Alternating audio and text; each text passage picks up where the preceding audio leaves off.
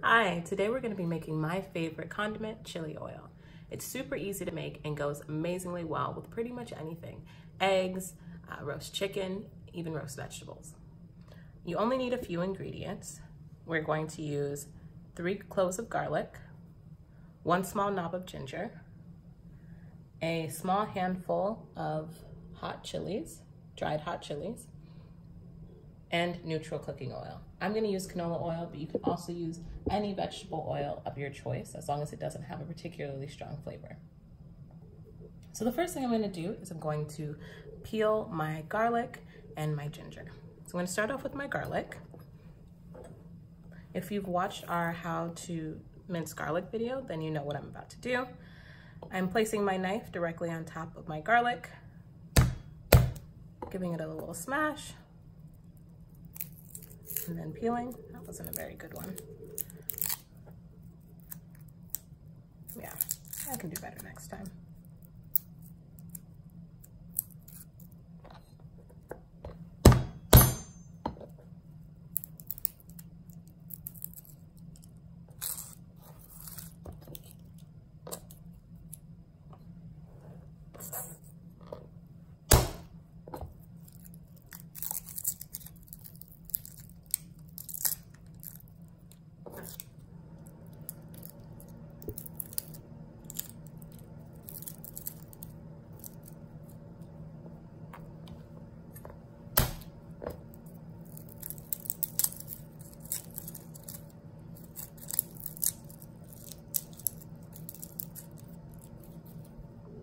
All right, once they are peeled, I'm gonna cut off the little hard ends on the garlic. Set those to the side.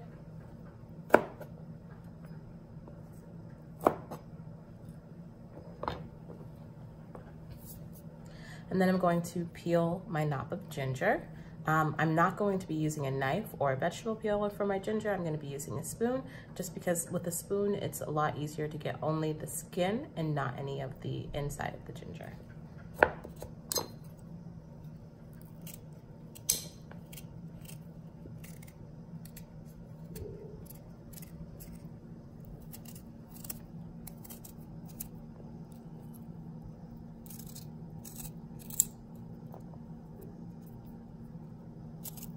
And it's okay if you get a little bit of the skin in. This is a very forgiving condiment. It's not going to ruin our chili oil at all.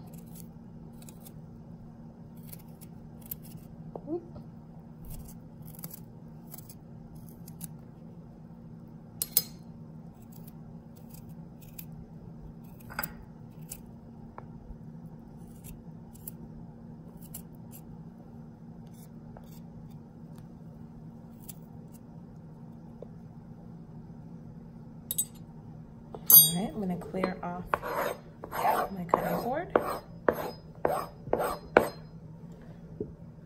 I'm going to cut up my ginger into more manageable pieces. I'm going to do the same with my garlic as well. Just cut it in half.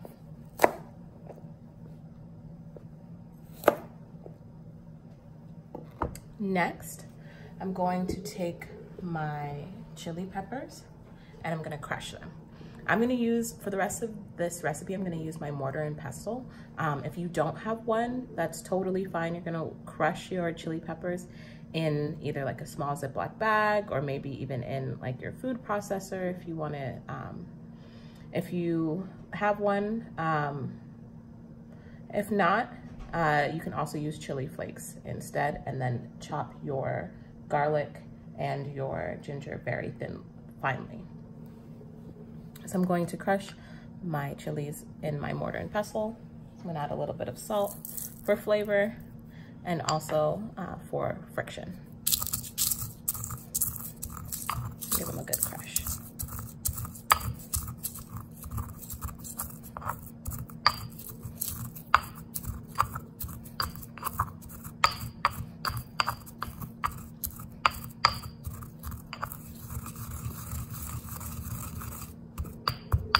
I like them pretty finely crushed.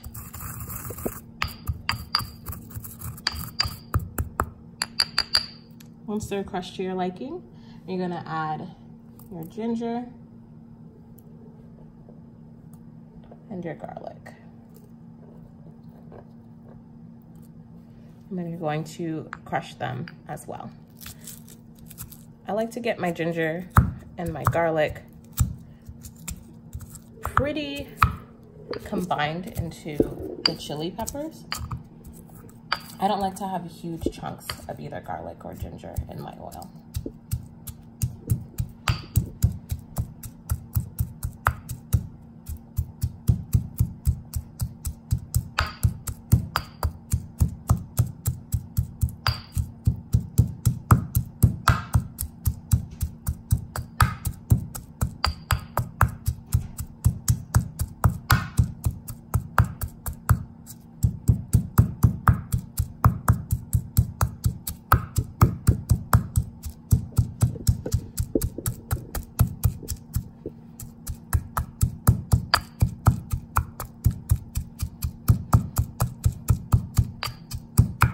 Almost there. I'm gonna make sure that I'm incorporating all of the pieces together so there's not any bits of garlic that don't have any chili on them or any ginger.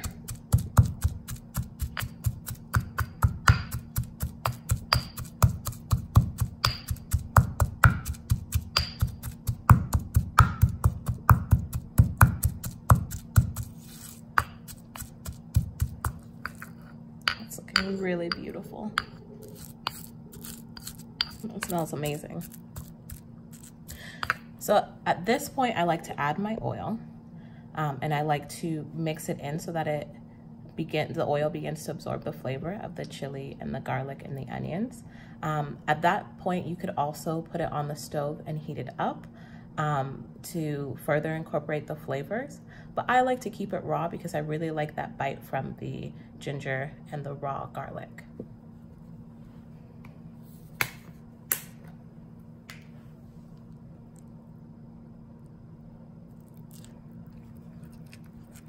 And I'm going to continue pulverizing.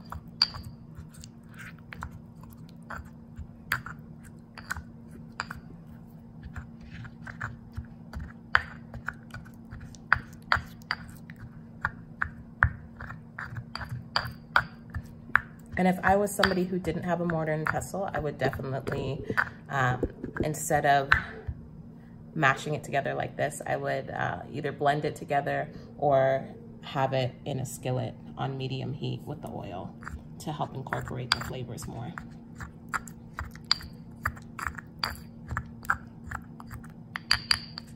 And you can already see that the oil is starting to take on the color from the chili peppers.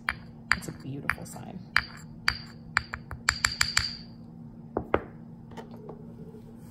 So now what I'm gonna do is I'm going to scoop this mixture into a small mason jar.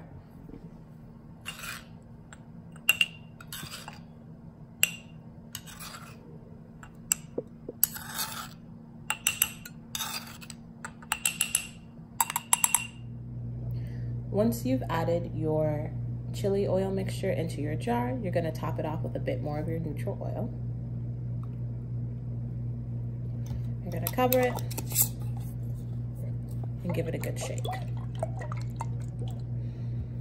I like to wait about 24 hours before I use it so that the flavors really have a chance to infuse into the oil. After that, this chili oil, I've kept chili oil in my fridge for several months and it stayed good as long as I continue to add oil above the garlic and ginger mixture. But you should be able to store it in your refrigerator for at least several weeks. Thank you for watching.